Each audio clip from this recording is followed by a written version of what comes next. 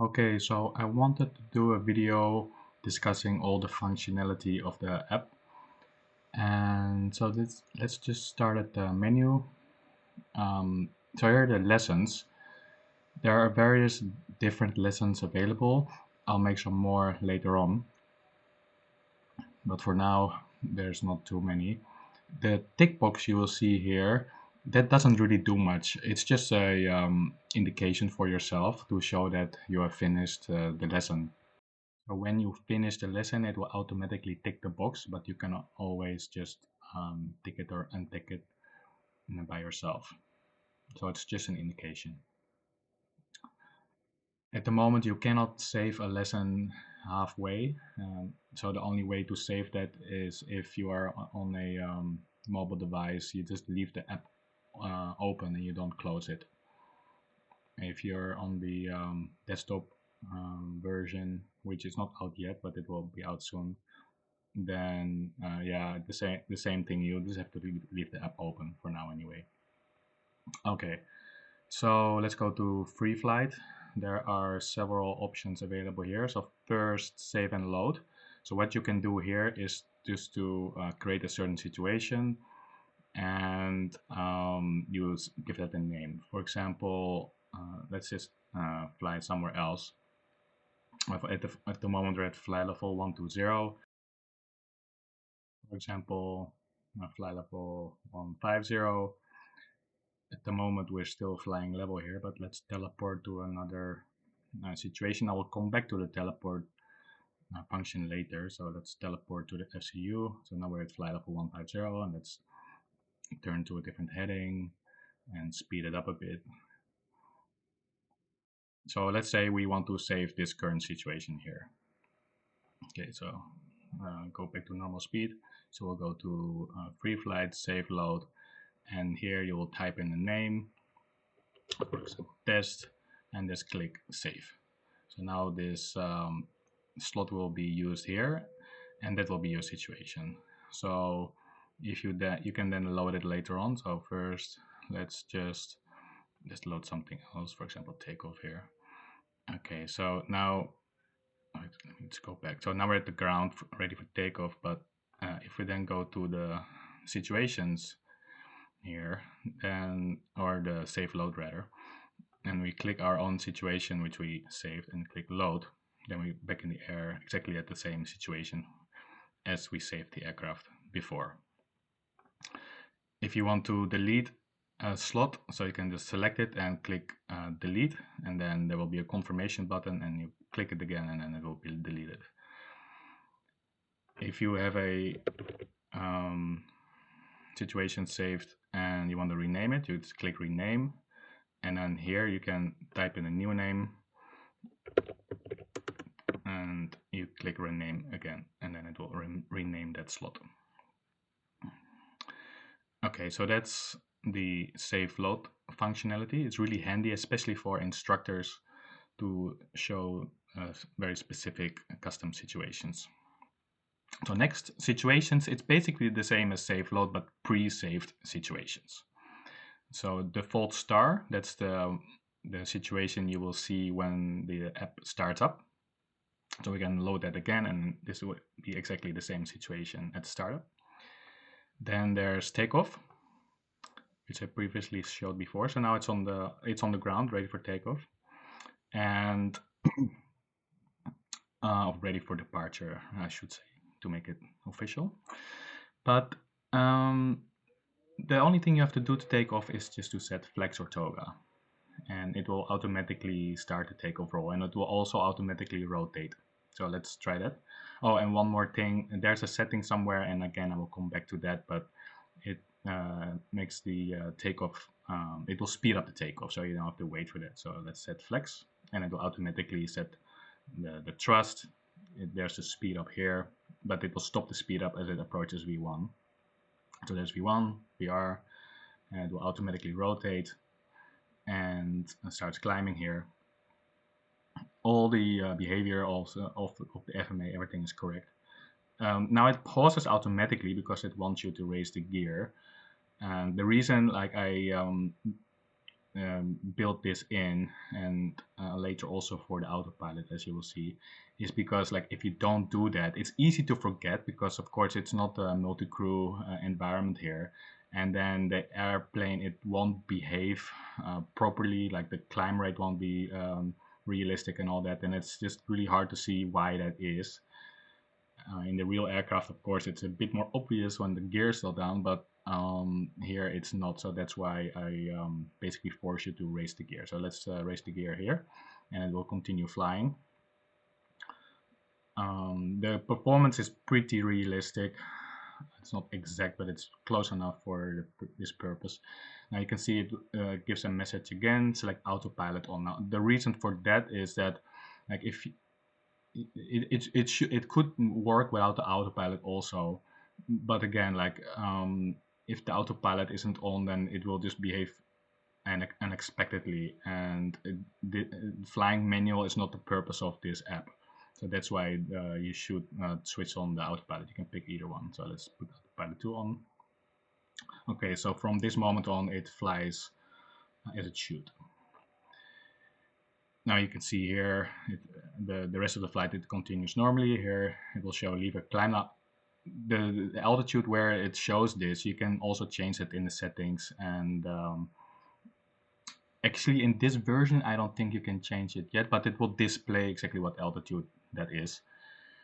So for now, so let's select lever climb. There you go. It changes to thrust climb, and meanwhile it also starts accelerating. So soon we can retract the flaps. And anyway, I'll just stop it here. So this is the takeoff situation. So next we have a few more. There's glide slope from above. Now this is not a situation you want to find yourself in, but if you do, then it's not too big of a deal, provided you're not too high above the glide slope. There's a specific procedure for that, and it's also very important that you apply that procedure correctly, because if you don't, you can get into alt star. And the official Airbus procedure to do that doesn't mention all the things you do. For example, doesn't mention you have to manage the speed. For example, here, okay, so let's apply the glide slope from above procedure real quick. So we'll set the altitude higher when, oh, don't forget the army approach. So we're in lock star. Okay, the altitude is set higher, and then we select vertical speed, initially 1500 feet a minute. And, but then you have to consider your configuration. Especially if you did high, you should put the gear down also. And now we have to select flap 2. But like in this case, you have vertical speed set, and the official procedure doesn't necessarily mention you have to manage the speed. So this is not the situation you want to be in. Vertical speed selected with your speed bug at the current speed, because it might add thrust if you do that. So we have to manage the speed right there, and 1500 feet a minute is not enough, so we increase it to 2000 feet a minute. Anyway, so you can see that it's really good to practice, and I have to just insert a disclaimer right here. It's not designed as an actual training tool, but anyway. So that's the glide slope capture from above procedure. What else we have? We have downwind ILS. So here you just fly on the star, and you can set the altitude as you wish. There's no ATC instructions here. So you can, for example, set, okay, we can, there's an altitude constraint here, 5,000 feet, but let's say, okay, we're clear to 3,000 feet. Follow the star, so you could do that in manage mode, so you just push that and we go to descent, and but actually alt constraint because we already had the constraint right there, and that's how you can fly the approach like that way. Okay, so next we have base ILS. Base, like you can see, you just saw the animation of let me just pause it right there. So sometimes you will see a mode reversion, and it consists of a sound, but also this click click click animation you will see. You can switch that off in the settings, and the reason I put that in is that You might have the sound switched off, but the mode reversion is somewhat important, so it's still good to see that. Anyway, so we're on base leg with the radar vectors are not following the star, so let's continue the flight. And we can arm the approach. So lock is blue, so it should be able to intercept the localizer zone. There we go, lock star. And maybe add some flaps. So put flap 1 here. Is the approach phase is already activated. You can see that on the button. So there's flap 1 and it starts to reduce the speed. So yeah, that's downwind ILS. Next, there's base leg for, before that was base ILS, I should say, not downwind. So now we have base RNP, so that's the RNP approach. I haven't talked about this much before, but it does support non-precision approaches, either VOR or RNP. So here we are about to turn final in nav mode, and because it's an RNP approach, you can see that here, and also the PDEV is on. And so let's arm the approach. Actually, you can only do that when the final descent point is the active waypoint, and but since there's no MCD, we can't really see which one it is. But okay, let's arm the approach. There goes the VDAP already, so it goes to up straight away. So we can set the go-around altitude, and we haven't selected any flaps yet here. So let's just do that. Approach space is already activated. So yeah, so that's the non-precision approach. So behaves pretty much the same as the real aircraft, or the arrows not always exact, but in the real aircraft they're not that accurate either, so in that sense it's somewhat realistic. Okay, next situation, top of descent. So here we are at flight level 350, approaching the top of descent here, and let me just speed up a bit. So let's see what happens if we overfly the top of descent. That's again a situation you don't want to find yourself in, but if it does happen, it's not too much of a big deal. But there you go. So normal speed again, we overflew the top of descent, there goes the yo-yo, and let's set the lower altitude here, and if you then go to descent mode, you will get the econ range bars, and then you have to be careful that it doesn't overspeed. So if I just speed up a bit here, and then you can see it starts to dive towards the yo-yo and also towards the upper econ range bar, and yeah, you don't want to overspeed the aircraft, so that's another thing to consider. Okay, next situation, downwind high. Okay, so in downwind high, you're just got a radar vector turning left heading 090, cleared for the approach. You can see some instructions here on the instruction panel, and it looks like we are okay on the glide slope. However, the glide slope is not valid at this position. I built in a automatic deviation of sorts, where if the further you are away from the localizer, the more it will deflect away from its correct position. The real the glide slope signal does the same thing. It might deflect upwards or downwards, either way. Now, if you look at the distance, like we are way too high, and you're not gonna fly the approach like this. You have to do a couple things straight away. Let me just start it again. So basically, you just have to very quickly activate the approach phase. You have to manage the speed is already managed, so it will start to slow down. You just have to get the gear down, so make sure you are below the maximum speed. Set the lower altitude, and 3,000 feet it says here, so there we go. Now let's go to open descent, and now we have to select the speed below the maximum gear speed, because if it starts to slow down too early here, then we're not gonna get down quickly enough. Okay, then now we put the gear down, and the approach right there. Now, in a real situation, you might not want to accept a radar vector like this, but again, this is just for demonstration purposes. and you will be able to capture the glide slope, but you probably have to do the glide slope capture from above procedure. Oh yeah, one thing I forgot, we have to put some speed brakes here. I believe this version is the A320, so we can do half speed brake. You can change it in the settings, 320, 21, Neo. Okay, so this is definitely a glide slope capture from above, also way too fast, as you can see here. But anyway, we still have some distance to go. So yeah, so that's the situation down with high. And then there's a final ILS, so now we are on the approach, fully configured, stable, autopilot 2 and 1 are engaged, etc., etc. So you can use this to practice a go around, either below the acceleration altitude or above. Let me just speed it up a bit. So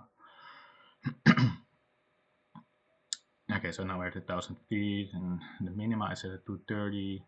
So, okay, let's say we have to go around now because ATC tells us. So we just set toga.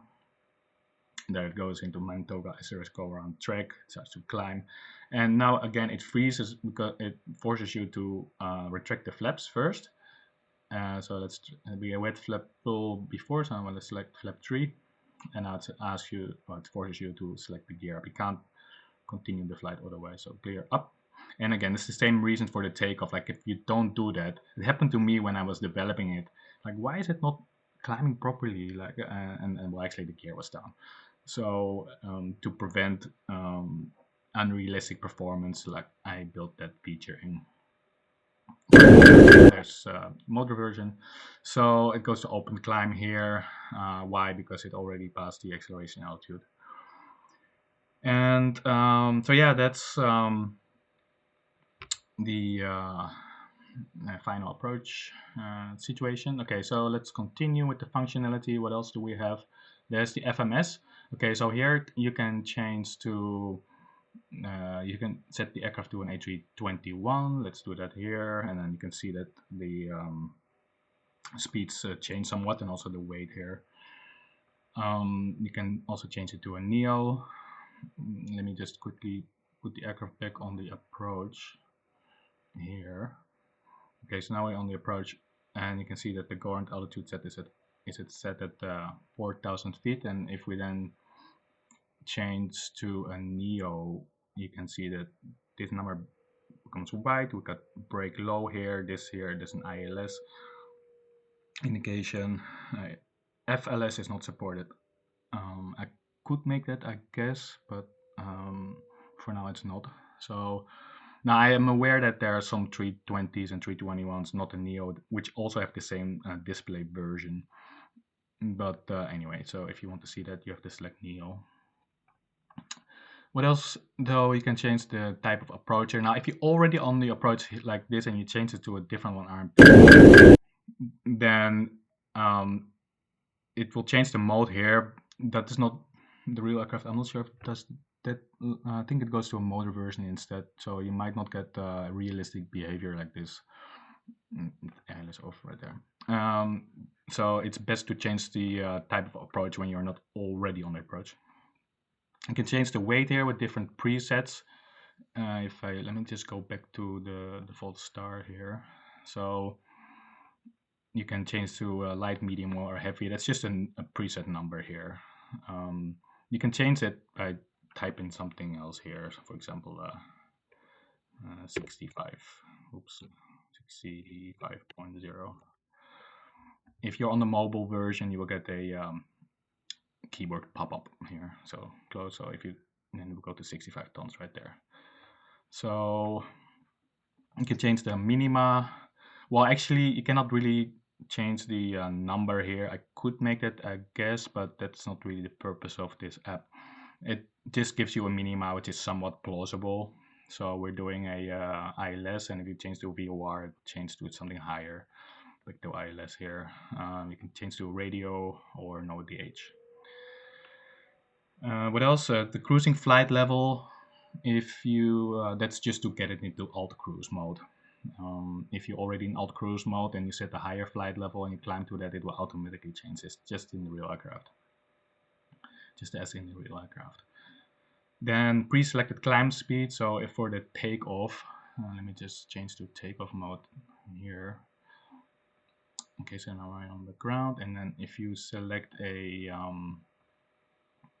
pre-selected climb speed, so tick this box and you can change the number here, but for now it's like 220. Like if you take off, you will get that number here. So let's take off. There you go, pre-selected speed. There are some FMS versions that don't actually show that this display here. But so when it goes to when the speed buck increases at the acceleration height, then it will go to the pre-selected speed, just as in the real aircraft. Okay, what else we have? NADP1. So that will make the aircraft follow the NADP1 noise procedure. Well, actually, it doesn't really make the aircraft fly that, but it will just change the thrust reduction and acceleration altitude here. And for the moment, you can't change these numbers, and I guess I could make it. If you want that functionality, then let me know. But it's just for demonstration purposes that you can see when it starts to flash lever climb and when it starts to accelerate. And there's also some interesting situations you can encounter, like if you have an NADP1 departure and very low cleared altitude, for example 3,000 feet, you're clear for takeoff, climb 3,000 feet, and if you do a NADP1 departure, it will go into alt star really early, and then it will change to a vertical speed mode due to a mode reversion. So that's yeah, you can create situations like that. Okay, what else do we have? Weather. So you can change to the turbulence. Let me just go to the default star right there. So if you start up the app, then it will automatically have a little bit of turbulence in. But if you want to have predictable behavior, then it's best to turn that off. So now this is the zero turbulence. So about the transition, normally there's no need to change this number, and it will automatically set that, and that will be the correct transition. So let me just show you what I mean. So let's descend here, and so it will start to descend now. Transition is set at 10,000 feet. Let me just speed it up. So at the moment we're on standard, and let me just do a high speed descent to just speed up a bit. Okay. So here we're approaching 10,000 feet. Okay, so now it will start to flash standard. So we set QNH. So now this number, that will be the correct number. No. And so this is the atmospheric QNH. Now, where does that come from? That comes from this setting here. If you you can change that, and that will be then the correct QNH. So just keep that in mind. If you set the wrong QNH by using plus and minus, that's just for demonstration purposes. So it will start to have some number flashing here, if it's higher or lower. The real aircraft doesn't show this flashing. And also you cannot switch that off in the settings. I did that on purpose because if you set the QNH wrong, then of course in the real aircraft you can't do that either. And again, it's just for demonstration purposes. If you set like the QNH wrong, or let me just fly a little here, then it will make the altimeter change, right? So if I change the QNH here, you can see that the altimeter changes. So again, just for demonstration purposes. Okay, what else we have in the weather settings? So we can change the temperature. So it does support cold weather configuration, or situations rather. If you change the temperature, then it will affect the real altitude from the aircraft.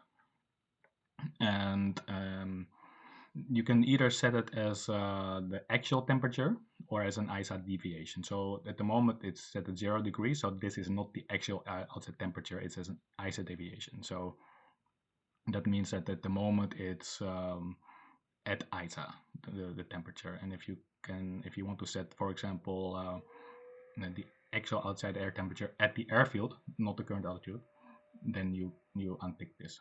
So that's the temperature. Then you can change the wind also. This wind is at the airfield, and it will change as you climb. It will just interpolate between different numbers. Okay, so what else we have? We have a teleport. So I showed this before briefly. So you can teleport to the FCU, meaning that at the moment we're at 7,500 feet. So we can set this to, let's say, 10,000 feet, and you go to, you click teleport to FCU, it will teleport to that number. So I also made a version to change the position of the aircraft. So the way to do that, enable ND touch. So now you can see this animation at the ND touch. So you can just drag the aircraft to a different position. And also in this mode, if you change the heading here in the FCU, it will just snap to that. It will not turn like that. So you can put the aircraft in a certain position. And to undo ND touch, you can either go back to the menu and untick this, or on mobile you toggle this mode with 3 fingers. So you put 3 fingers on the screen, it will go automatically to ND touch mode, and you put 3 fingers on the screen again, and it will disable that. It might happen accidentally, but all you have to do is press 3 fingers again, and it will go out of ND touch mode. So that you can use to create different situations, and once you're in the right position where you want the aircraft to be, then you can go to save load and make a new situation there. The other thing, you can set the runway elevation. So at the moment it's set at 30 feet. And let me just pause it right there. So if you change the airfield elevation, it will also change all the restrictions on the SIDO star.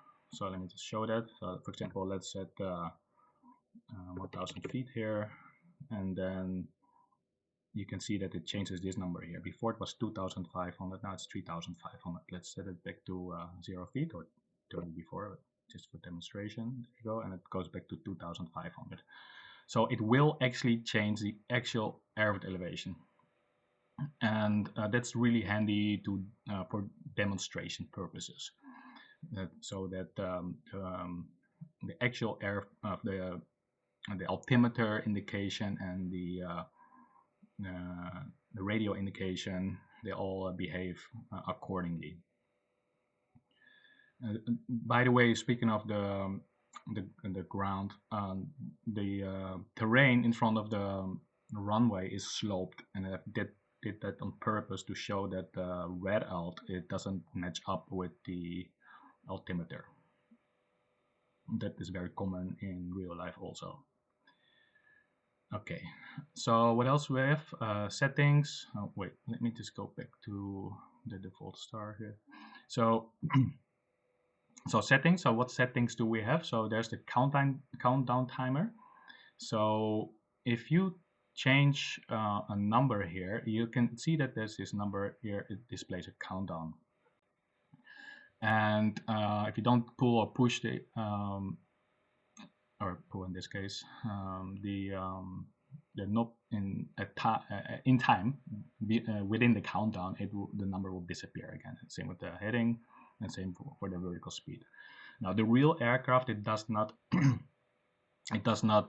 display this number, and I made this feature. Initially, it was just for myself, because when I was developing and starting the app all the time and debugging, then sometimes I notice, like, why is it not doing what it's supposed to do? But of course, like, if you fly the real aircraft, you know what you're doing, and then when something doesn't make sense, it's mostly like kind of obvious, but not with an app like this. So I just made it for myself to see when it was like in countdown mode, and then it's gonna make this number disappear here. But I figured that might actually also be useful for people using the app, because again, it's not the real aircraft, and it's not always that obvious when it's in a certain mode other than the FMA. So yeah, it just might be useful. You can switch it off here. So if you switch off countdown here, and then you turn it up, and it doesn't show anything. So, but it's actually counting down internally, just like the real aircraft. So now another feature, display AL or above airdrome level.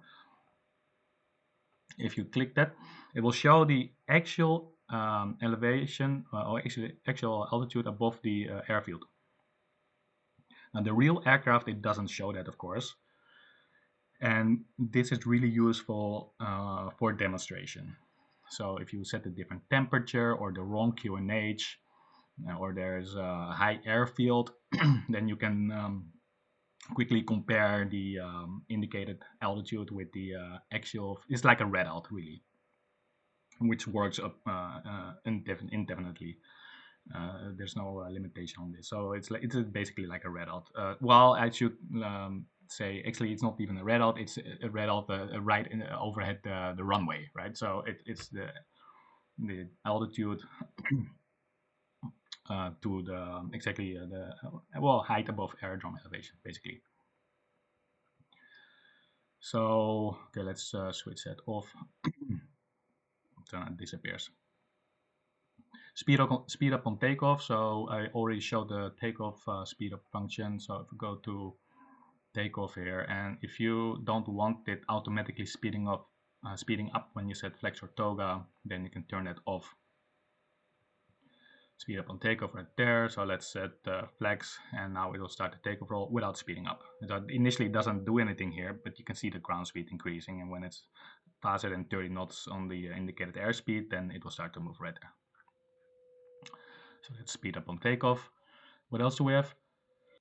Prevent screen lock. That's for mobile devices.